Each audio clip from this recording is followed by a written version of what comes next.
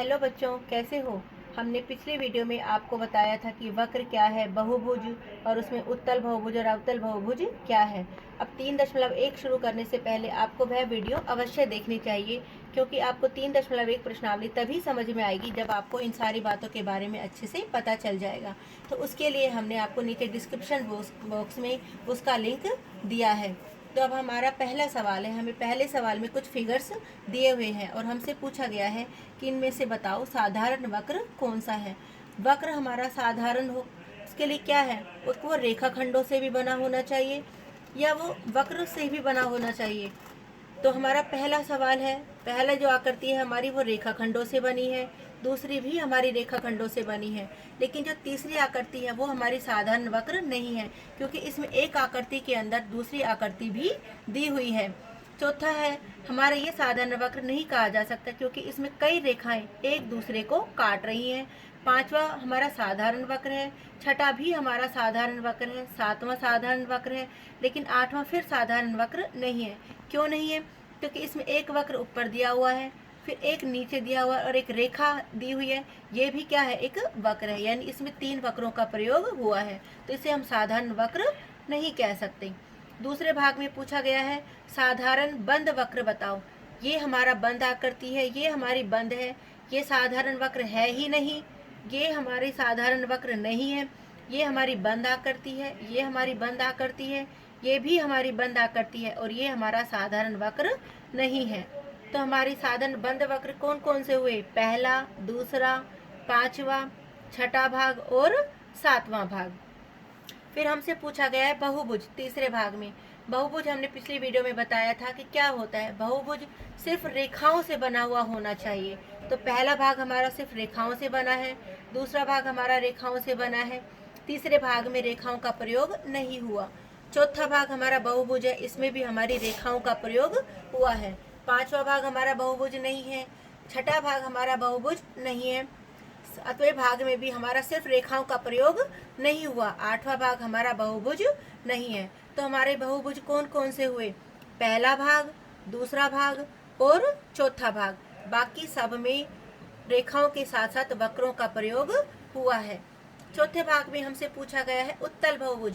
हमने पिछली वीडियो में भी बताया था कि उत्तल बहुभुज क्या है। उत्तल बहुभुज वह बहुभुज है जिसके अंदर यदि हम कोई भी दो बिंदु लें और उन्हें आपस में मिलाएं तो वो उस आकृति के अंदर ही आते हैं। तो हमारा इसमें सिर्फ बहुभुज कौन सा है? उत्तल।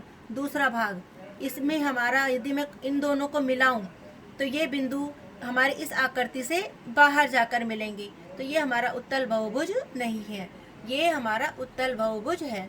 ये भी हम उत्तल बहुभुज नहीं कह सकते क्योंकि इसके भी अगर मैं कहीं दो बिंदु लूं या इन दो बिंदुओं को मिलाऊं तो वो इस आकृति से बाहर जाकर मिलेंगे। तो उत्तल बहुभुज हमारा हुआ केवल दूसरा भाग।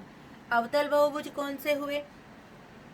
पहला भाग हमारा अवतल है और हमारा चौथा भाग भी अवतल है, क्योंकि इन दोनों के पॉइंट्स को मिलाने पर वो रेखाएं हमारी आकृति से बाहर आती हैं।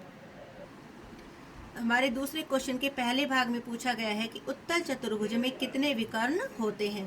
तो हम एक आकृति से देखेंगे कि उत्तल चतुर्भुज में कितने विकर्ण होते हैं। हमारी आकृति ए बी सी डी एक उत्तल चतुर्भुज है और इसके ए सी और बी डी क्या है? हमारे दो विकर्ण हैं। विकर्णों के बारे में भी हमने आपको पिछली वीडियो में बताया था। तो ए सी और बी डी हमारे दो विकर्ण हैं। दूसरे भाग में पूछा गया है कि समषड्भुज में कितने विकर्ण होते हैं। हमारे समषड्भुज, पहले समषड्भुज क्या है? सम का मतलब है बराबर, षड का मतलब है छह, भुज का मतलब है भुजाएं, यानी जिस आकृति की छहों भुजाएं बराबर हो वो हमारी समषड्भुज कहलाती है। तो हमारी A B C D E F एक समषड्भुज है और समषड्भुज में हमारे कितने विकर्ण हैं? 9।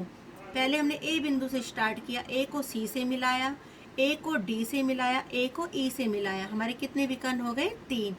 अब आती है बारी बी की, बी को डी से मिलाया, बी को ई से और बी को एफ से, 3 विकर्ण ये हो गए। टोटल विकर्ण हो गए अब तक हमारे 6। अब हमारी बारी आती है सी की, सी को हमने ई से मिलाया, सी को हमने एफ से मिलाया, 2 विकर्ण ये हो गए। कितने विकर्ण हो गए हमारे? 8। डी को हमने किससे मिलाया? एफ से, हमारे टोटल विकर्ण हो गए 9। तो हमारे 9 विकर्ण कौन कौन से हुए? A D, A C, A E, B D, B E, B F, C E, C F, D F. विकर्णों के बारे में आपको अच्छे से हमारी पिछली वीडियो में समझाया गया है। तीसरा भाग पूछा गया है त्रिभुज में कितने विकर्ण होते हैं। बेटा त्रिभुज में कोई भी विकर्ण नहीं होता, हम किसी भी बिंदु को आपस में नहीं मिला सकते। यदि इस बिंदु को मिलाएं, इससे मिलाएं तो वो भी त्रिभुज की भुजा है, इससे मिलाएं तो वो भी एक त्रिभुज की भुजा है, इसलिए त्रिभुज में कभी भी कोई विकर्ण नहीं होता। तीसरे सवाल में हमसे पूछा गया है कि उत्तल चतुर्भुज के कोनों का योगफल कितना होता है।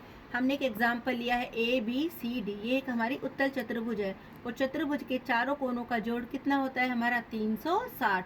तो उत्तल चतुर्भुज के चारों कोनों का जोड़ हमारा 360 है।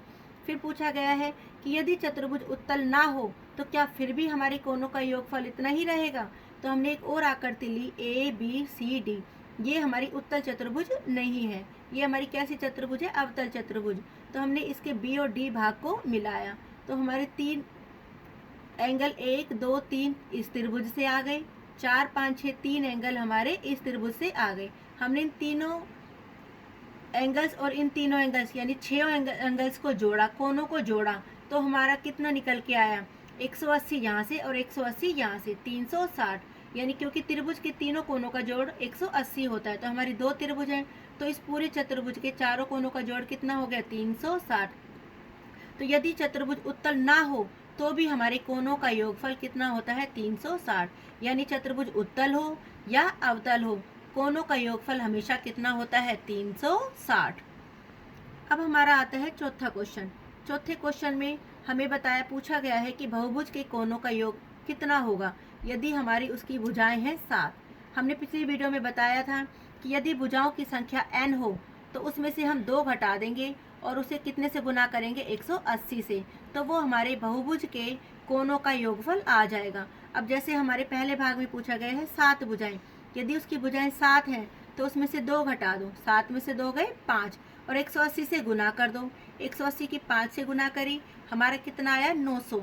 यदि बहुभुज की 7 भुजाएं हैं तो उसके कोनों का योगफल यानी सातों कोनों का योगफल कितना होगा 900 डिग्री। दूसरे भाग में पूछा गया है 8 भुजाएं, यदि 8 भुजाएं हैं तो 2 घटा दिया, उसमें से कितना आया 6। 180 से गुना की हमने तो कितना आ गया 1080 डिग्री। यानी 8 भुजाएं हैं तो 8 कोनों का जोड़ हमारा कितना होगा 1080 डिग्री। यदि भुजाएं हैं हमारी 10 में से 2 घटाया, हमारा कितना आया 8 की 180 से गुना करी, हमारा कितना आया 1440 डिग्री। यानी 10 भुजाएं हैं किसी बहुभुज की तो उसके 10 कोनों का जोड़ हमारा कितना होगा 1440 डिग्री। और यदि n भुजाएं हैं तो वही n में से 2 घटाएंगे और कितने से गुना करेंगे 180 डिग्री से। तो हमारा फॉर्मूला बन गया n घटा में 2 गुना में 180। यानी जितनी भुजाएं हैं उसमें से 2 घटा दो और 180 से गुना कर दो तो हमारे बहुभुज के कोनों का योगफल निकल कर आ जाएगा। धन्यवाद।